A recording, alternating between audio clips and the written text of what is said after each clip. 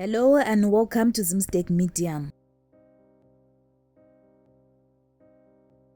YouTube kwese ikoko ndiri kuuya hapana kwandisiri kuuya ndinavo vese vano ungaite mari yekuti dai uchitombonditaurawo zvakanaka handina basa nekusheyiwa ini.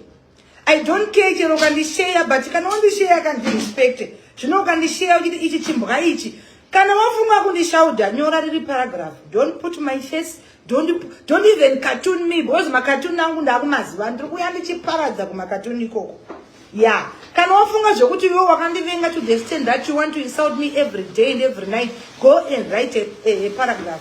If you put my face there, hai chakanokubvisa. And vabviswa vacho vamuri kuona ka, vabviswa vacho vamuri kuona ara, vabviswa handiti mapeji achachadzoswa futi after 2 weeks. Vabviswa iva vabviswa after 2 weeks unoona adzoka futi mamapeji.